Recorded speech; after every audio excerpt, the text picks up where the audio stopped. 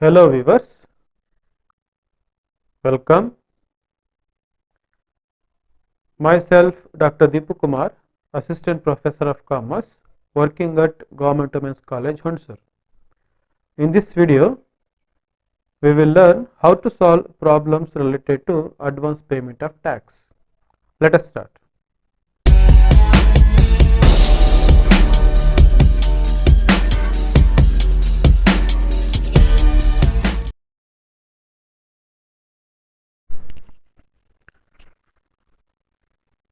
Computation of advance tax. Before getting into the illustrations, quickly we will recap the procedure for computation of advance tax. There are 7 steps. The first step is estimation of income. The assessee has to estimate his income in the financial year. After estimation of the income, the second step is computation of tax. The assessee has to make self-assessment. After estimating the income for the particular financial year, he has to calculate the tax by applying the relevant provisions and the tax rates for that particular financial year. The third step is adjustment of rebate under section 87A. The Income Tax Act provides certain reliefs and rebates for the small tax payers whose total taxable income is 5 lakh or less than 5 lakh. Those assessee will get a rebate under section 87A up to 12,500 rupees. If the assessee's income is taxable income is 5 lakh or less than 5 lakh, then we have to make this third adjustment. The next fourth adjustment or step is surcharge. Surcharge means a kind of tax on tax. So surcharge is applicable to very few assessees whose taxable income is more than 50 lakhs. There are two rates to charge surcharge. If the assessee's total income is more than 50 lakhs and less than 1 crore, the assessee is liable to pay 10% of the tax amount as a surcharge. If the assessee's total income exceeds 1 crore, he has to pay 15% of surcharge upon the tax amount. After calculating surcharge, if any, a health and education cess is provided. It is 4% of the amount of tax. The sixth step is adjustment about deduction of tax at source. There are certain sources of income in which the assessee might have got tax deducted at source. For example, the salary income. A salary income is eligible for tax deducted at source. It means the employer, while paying salary, deducts tax upon the salary. After deducting the tax, he pays the salary to the employee. If you get certain adjustments in the problem, we have to consider TDS before calculating the advance tax. The last step is advance tax payable. It means at the last 7th step we arrived at the amount of advance tax payable by the assessee. Tax rates for the financial year 2019-20. In case of individual, these are the tax rates applicable for an individual in the financial year 2019-20. Up to rupees 2,50,000 nil. It means if the assessee's total taxable income is less than 2,50,000, he has to pay no tax. The tax will be nil. After 2,50,000 and within the 5 lakh, the assessee has to pay 5% tax. If the assessee's income exceeds 5 lakh and it is less than 10 lakh, then he has to pay 20% between 5 lakh and 10 lakh of the income. If the assessee has more than 10 lakh as a total income, then he has to pay 30% of the tax over and above the 10 lakh rupees. If the assessee is a senior citizen, it means whose age is between 60 to 80 years, these are the tax rates applicable for those assessees. Up to 3 lakh there will be no tax. After 3 lakh and within 5 lakh he has to pay 5%. After 5 lakh within 10 lakh he has to pay 20%, and over and above the 10 lakh he has to pay 30% of the tax. In case of super senior citizen, it means the assessee who is 80 years or more, these are the tax rates. Up to 5 lakh there will be no tax, the rate is nil. Above 5 lakh within 10 lakh he has to pay 20%, and over and above the 10 lakh he has to pay 30% of the amount, 30% tax on the over and above the 10 lakh rupees. Installments of advance tax. As I already told in my previous video, advance tax is payable in installments, not in lump sum. The percentage of tax and due dates. Within 15th June of the particular financial year, the assessee has to pay 15% of the total tax. Within 15th September, he has to pay 45% of the taxable tax amount. Within 15th December, he should pay 75% of the tax amount, and within March of the next year he has to pay 100% of the tax, or the whole amount of tax. Let's get into the illustrations. First illustration, Mr. Nagesh estimates his income for the current financial year as under: income from house property, income from business, interest on securities and other interest. So we have three heads of income or sources of income. So donation, he will pay 4,500 to the PM National Relief Fund. Based on these information, you have to calculate advance tax amount and installments payable by Mr. Nagesh in this particular financial year. Let us start with the solution. First, we need to find out or compute taxable income of Mr. Nagesh for the financial year. So he has three sources of income, that is income from house property, income from business and income from other sources. It means interest on securities and other interest comes under the head of income from other sources. Altogether, the gross total income comes around 5,54,500. Out of gross total income, we have to provide deductions in respect of donation that he will pay to PM National Relief Fund. This donation is eligible for 100% deduction. We deduct the whole amount of donation from the gross total income. Then we arrived at total taxable income 5,50,000. Keep in mind that total taxable income is more than 5 lakh. Hence, Mr. Nagesh is not eligible for a rebate under section 87A. Computation of advance tax based upon the total income that we calculated in the previous slide. On first 2,50,000 rupees, he will pay nothing as tax. On the next 2,50,000, he has to pay 5% tax. It comes to 12,500. On the balance of rupees 50,000, he has to pay 20% of tax.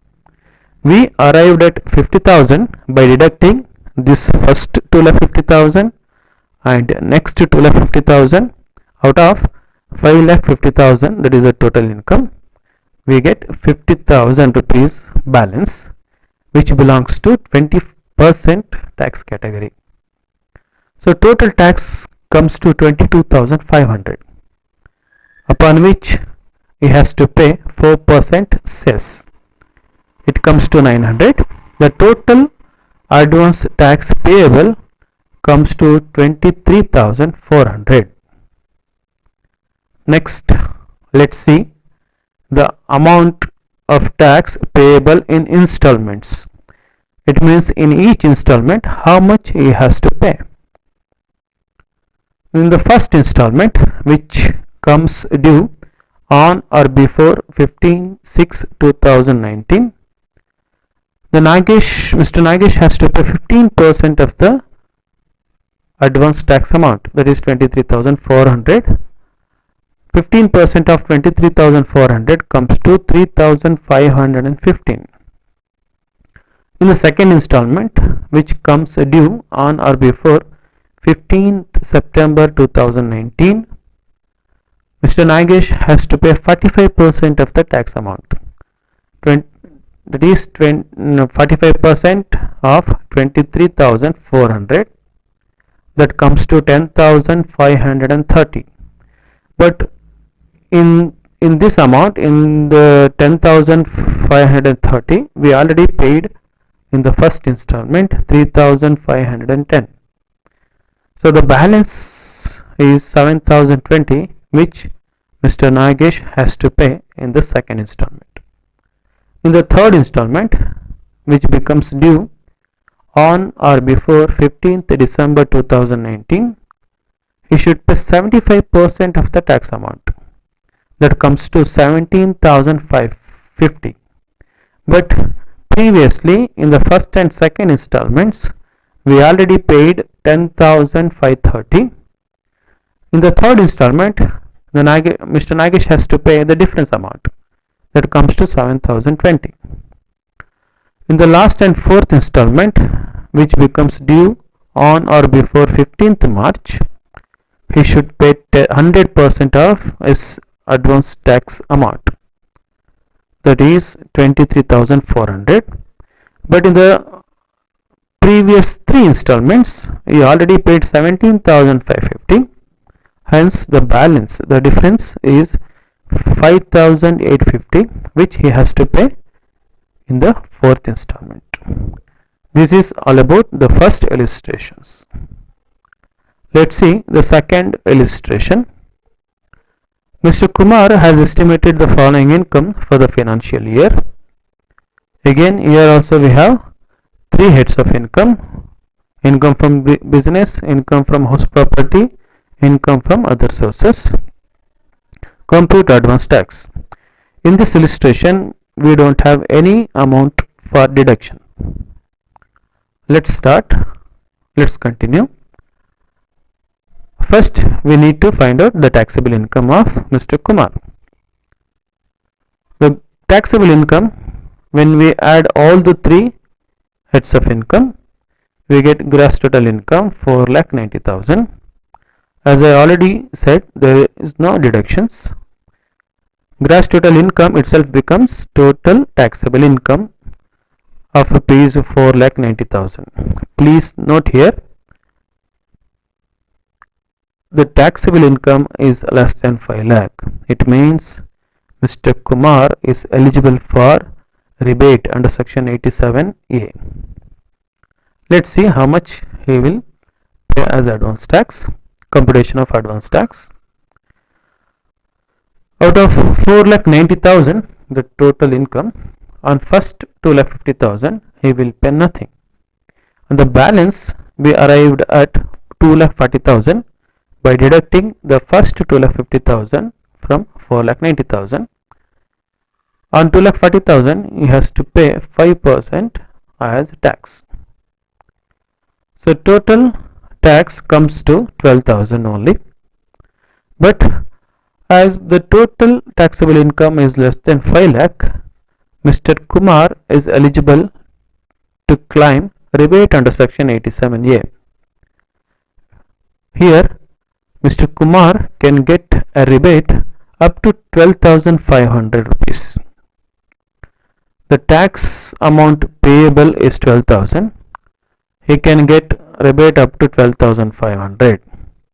We allow the entire tax amount as rebate. Hence, he will pay nothing as advance tax. So education cess is nil and advance tax payable is also nil. Let's see the third illustration.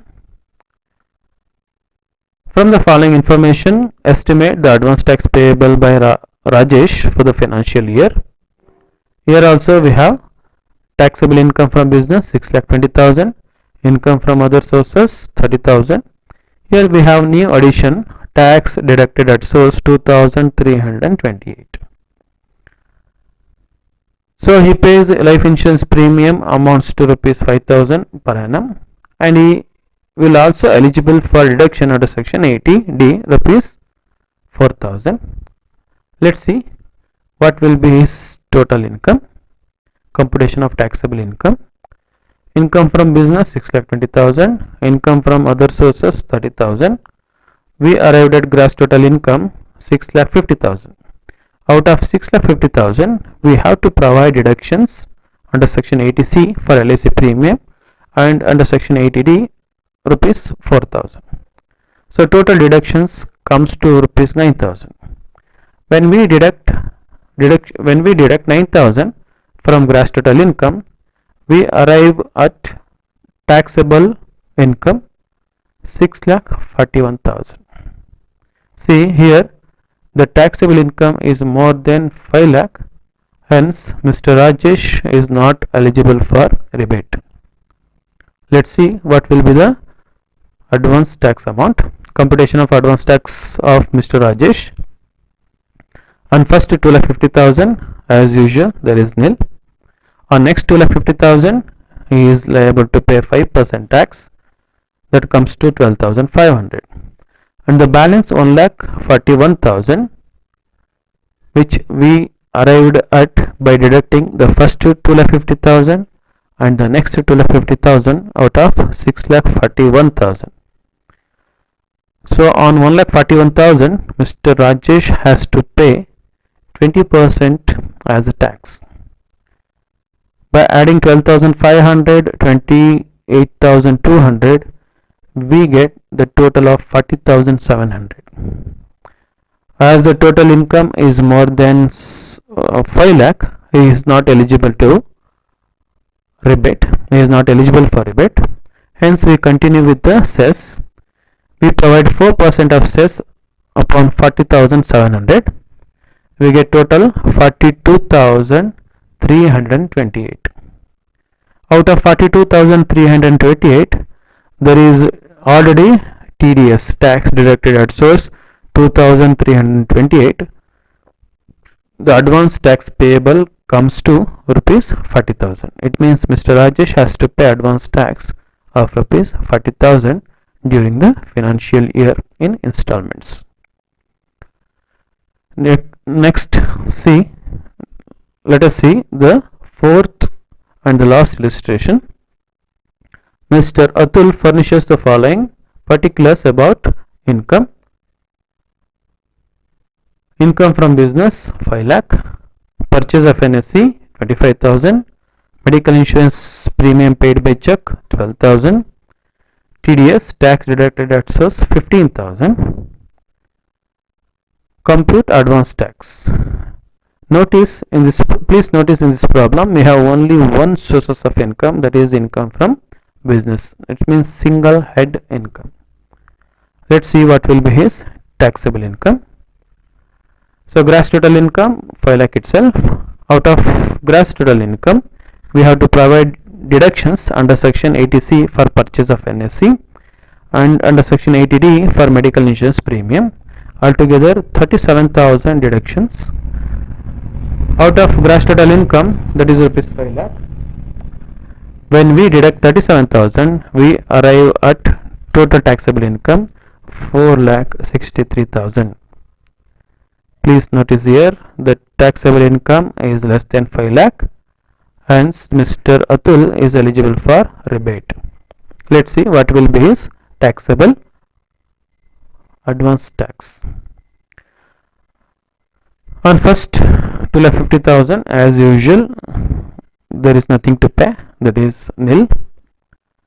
On next 2,13,000, say we arrived at 2,13,000 by deducting 2,50,000 out of 4,63,000, upon which he has to pay 5% tax, that comes to 10,650.